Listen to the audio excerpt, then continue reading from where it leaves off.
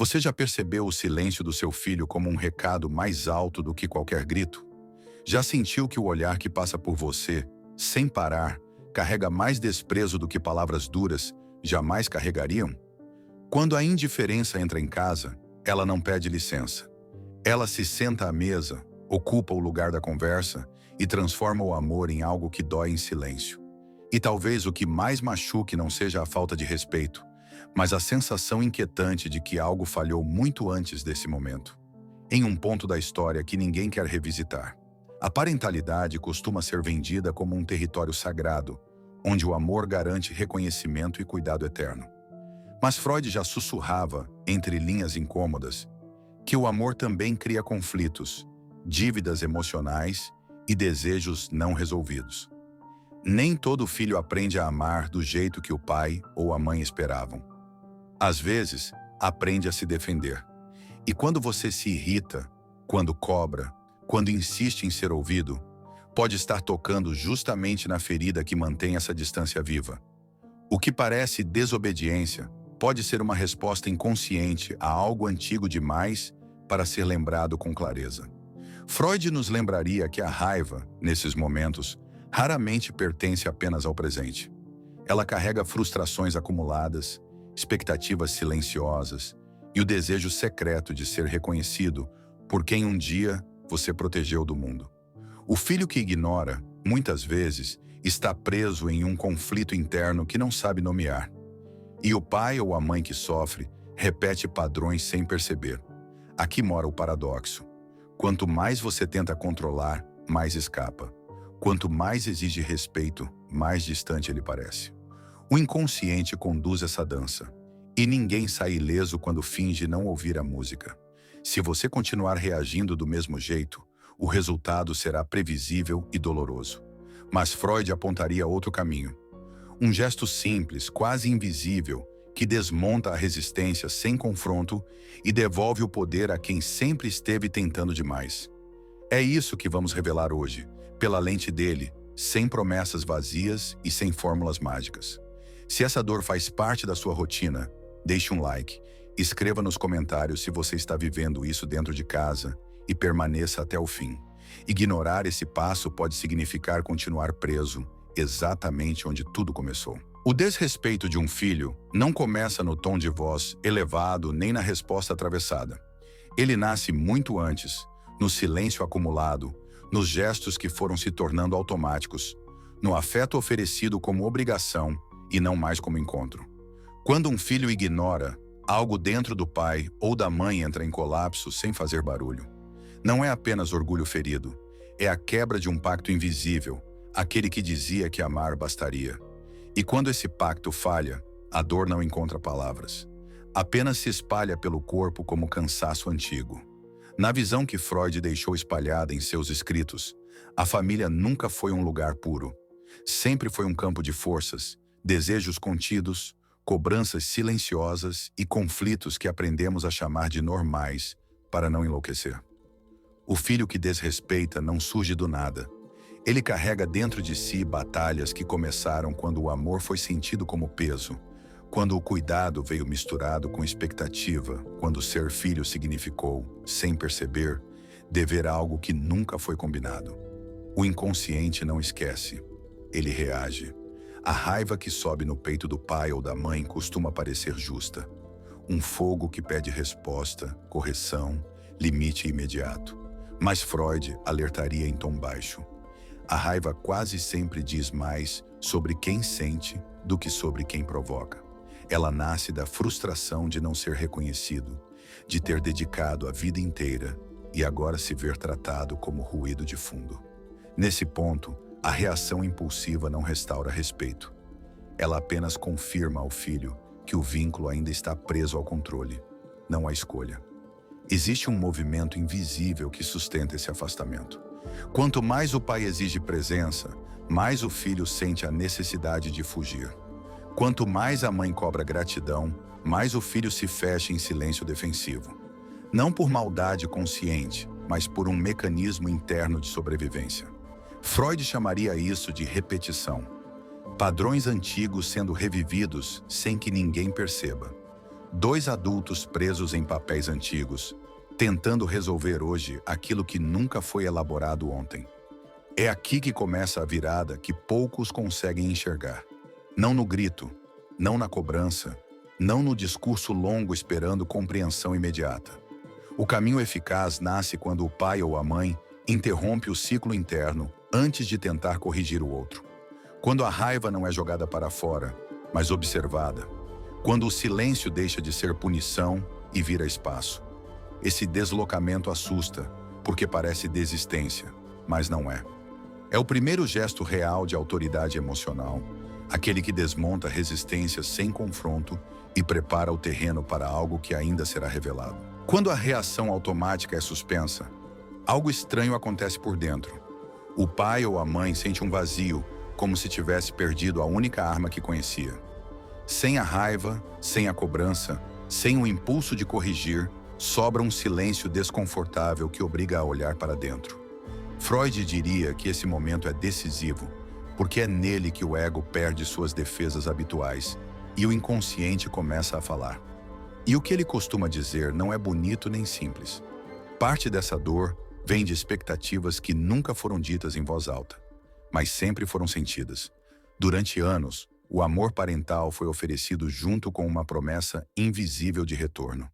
Não em palavras, mas em gestos, sacrifícios, renúncias acumuladas. O filho cresceu sentindo essa dívida no ar, mesmo sem saber explicá-la. E dívidas emocionais pesam.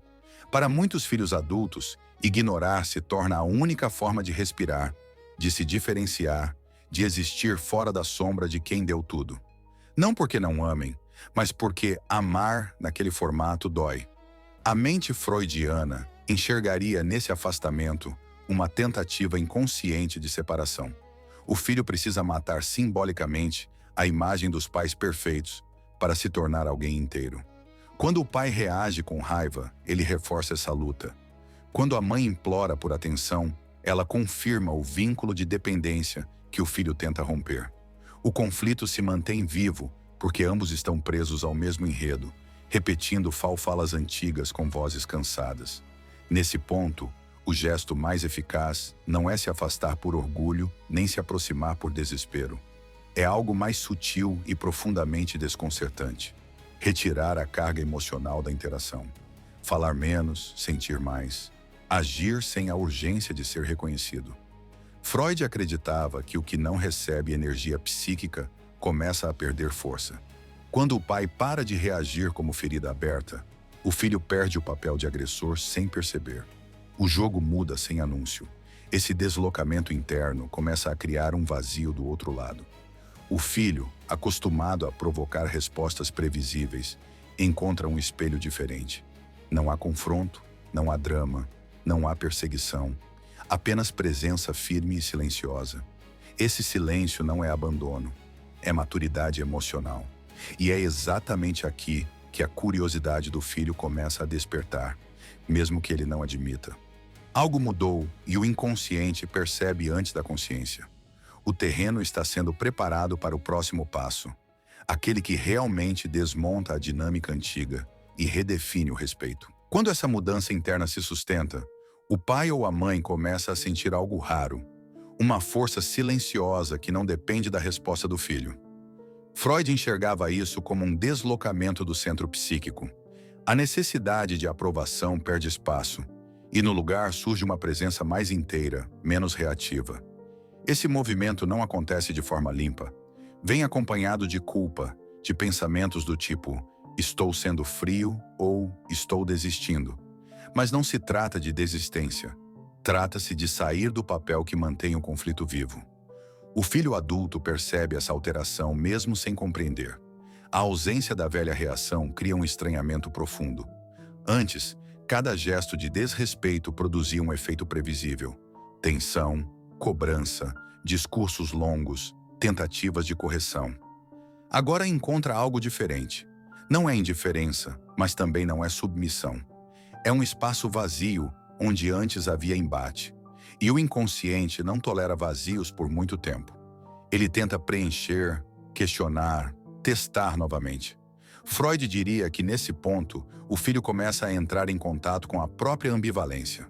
O desejo de afastamento começa a se chocar com o medo de perder. O desrespeito já não encontra alimento emocional e isso gera uma inquietação interna. Muitos pais erram aqui, voltando ao padrão antigo ao primeiro sinal de aproximação. A tentação de retomar o controle aparece forte, mas é justamente a manutenção dessa nova postura que sustenta a transformação. A atitude eficaz não está nas palavras certas, mas no tom interno. Falar apenas o necessário, responder sem ironia, não disputar poder, não justificar a própria dor o tempo todo. Freud acreditava que a autoridade verdadeira nasce quando o outro sente que não controla mais suas emoções. Quando o pai não precisa ser ouvido a qualquer custo, algo muda na hierarquia invisível da relação. O respeito começa a se reorganizar sem imposição. Esse processo dói porque obriga o pai ou a mãe a abandonar fantasias antigas, a de ser indispensável, a de ser sempre central, a de ser a base emocional do filho para sempre. Mas é nesse luto silencioso que surge algo novo. Uma relação menos dependente, menos sufocada, mais real. O filho pode não demonstrar de imediato, mas algo começa a se mover por dentro. E quando isso acontece, o vínculo deixa de ser uma guerra silenciosa e passa a ser um território possível de reconstrução, desde que o próximo passo seja dado com consciência e firmeza. Quando essa nova postura se mantém, o pai ou a mãe começa a atravessar uma fase desconfortável e necessária, a de não saber exatamente o que virá depois. Não existe aplauso imediato, nem pedido de desculpas repentino, nem gesto claro de reconhecimento. Freud apontaria que esse intervalo é onde o antigo roteiro realmente começa a morrer. O ego sente falta do drama, da posição conhecida de quem sofre e reage.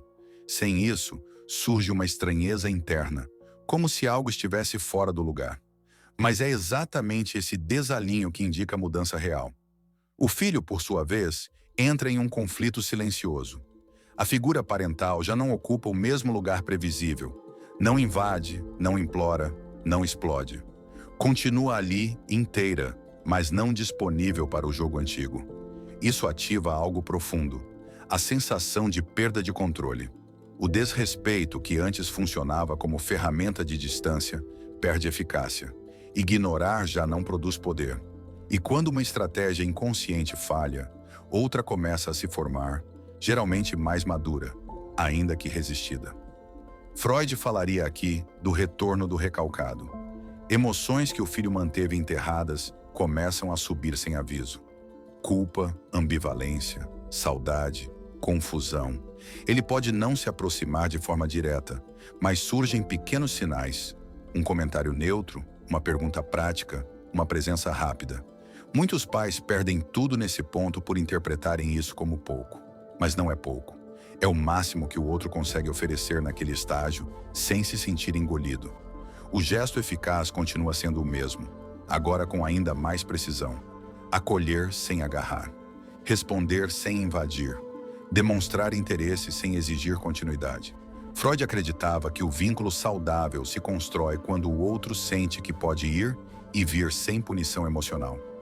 Cada interação equilibrada vai redesenhando o mapa interno do filho, mostrando que a relação não depende mais de culpa, medo ou confronto.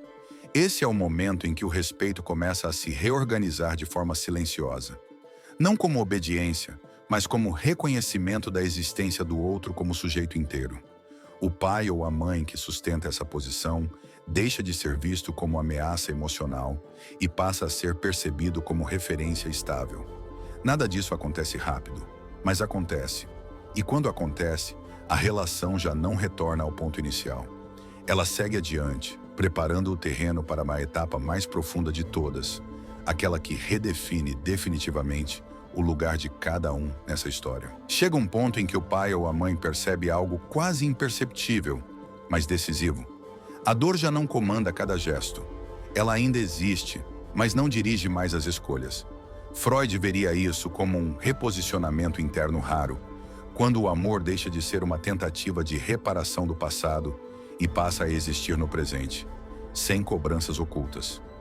Esse deslocamento muda tudo, porque o filho deixa de ocupar o lugar de juiz emocional.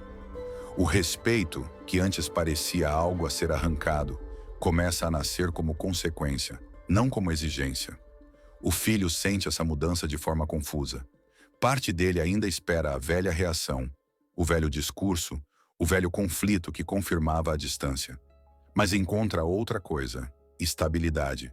E estabilidade assusta quem cresceu se defendendo. O silêncio agora não é ameaça, é espaço. A presença não sufoca, sustenta. Freud apontaria que nesse estágio, o vínculo começa a ser reconstruído sobre bases mais adultas, onde o outro não precisa ser dominado nem afastado para que a individualidade sobreviva. Aqui, o gesto eficaz ganha contornos mais claros, ainda que continue simples. Viver a própria vida com mais inteireza.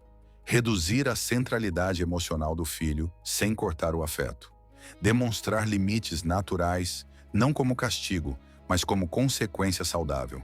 O pai ou a mãe deixa de organizar o mundo interno em função do comportamento do filho. Essa autonomia emocional é sentida do outro lado como algo novo, quase desconcertante. E o inconsciente responde com respeito, mesmo antes de qualquer palavra. Freud acreditava que o desejo só se move quando não é forçado. O filho que sente que não precisa mais fugir para existir começa, lentamente, a se aproximar por escolha. Às vezes de forma torta, às vezes com resistência, às vezes testando limites. Mas a dinâmica já não é a mesma. O poder mudou de lugar. Não está mais no conflito, mas na tranquilidade firme de quem não implora nem abandona. Esse estágio exige constância, não perfeição. Haverá recaídas internas, dias de tristeza, vontade de voltar ao padrão antigo. Isso faz parte. Mas cada vez que o pai ou a mãe sustenta essa nova posição, algo se consolida. O respeito deixa de ser um pedido silencioso e passa a ser uma resposta natural. A relação ainda não está resolvida, e não deve estar. Mas agora caminha para um ponto onde a reconexão é possível sem que ninguém precise desaparecer para que o outro exista. Em algum momento desse processo, algo silencioso se revela ao pai ou à mãe. O conflito nunca foi apenas sobre respeito. Foi sobre lugar, sobre quem ocupa o centro emocional da relação e a que custo. Freud via a família como o primeiro palco onde aprendemos poder, amor e limite, tudo misturado. Quando esse palco não é reorganizado, os papéis continuam sendo representados mesmo quando os atores envelhecem. O desrespeito do filho adulto costuma ser um último esforço para sair de um papel que já não cabe mais. O pai que sustenta essa nova postura começa a perceber mudanças internas profundas. Menos necessidade de explicação, menos urgência em ser compreendido, mais clareza sobre o próprio valor, independente do olhar do filho. Isso não endurece o coração. Pelo contrário, torna o afeto mais limpo, menos contaminado por medo de perda. Freud apontaria que, quando o amor se separa da dependência, ele ganha maturidade. E maturidade altera a dinâmica sem fazer barulho. O filho, mesmo sem falar, sente essa reorganização. Algo nele relaxa.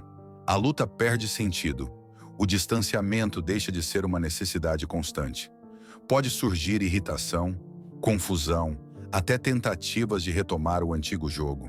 Mas agora encontra limites naturais, não emocionais.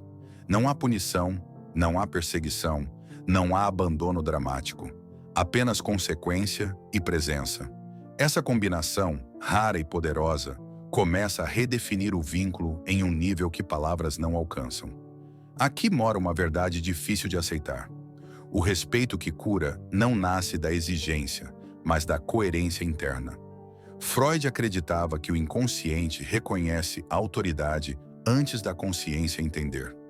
Quando o pai ou a mãe age alinhado com o próprio centro, sem negociar a própria dignidade, algo se ajusta do outro lado. Não por medo, mas por reconhecimento. O filho passa a perceber aquele pai ou aquela mãe como alguém inteiro, não como alguém a ser enfrentado ou evitado. Esse ponto não encerra a história, ele a reposiciona. A relação ainda está em movimento, ainda carrega marcas, ainda exige cuidado. Mas agora segue em outra direção, menos marcada por feridas abertas e mais por escolhas conscientes. O que vem depois depende de algo que ainda precisa ser nomeado, compreendido e integrado. E é justamente isso que será aprofundado a seguir. O passo que transforma essa mudança interna em um novo tipo de vínculo, possível, real e sustentável. Quando o ruído da dor diminui, algo raro acontece. O silêncio deixa de ser inimigo e passa a ser espelho. Tudo o que foi visto até aqui não pede pressa nem promessa imediata. Pede presença. A relação entre pais e filhos não se reconstrói com discursos, mas com reposicionamento interno. Aquele que não exige resposta, apenas sustenta. O respeito que parecia perdido não estava fora, estava soterrado sob camadas de expectativa, medo e necessidade de controle. E quando essas camadas começam a cair, o vínculo respira de outro jeito. Talvez essa seja a parte mais difícil de aceitar. Amar não garante retorno, mas maturidade transforma a forma como esse amor circula. Freud apontava que só quando abrimos mão de ocupar o centro é que o outro pode se aproximar por escolha. O gesto eficaz nunca foi afastar nem insistir, mas parar de reagir a partir da ferida. Quando a raiva cede lugar à firmeza calma, algo profundo se reorganiza. O filho sente, mesmo sem saber explicar, mesmo sem dizer nada. Leve consigo essa imagem, duas pessoas paradas diante de uma ponte antiga. Antes, ambas puxavam para lados opostos. Agora, uma solta a corda e permanece. A ponte não cai, ela se ajusta.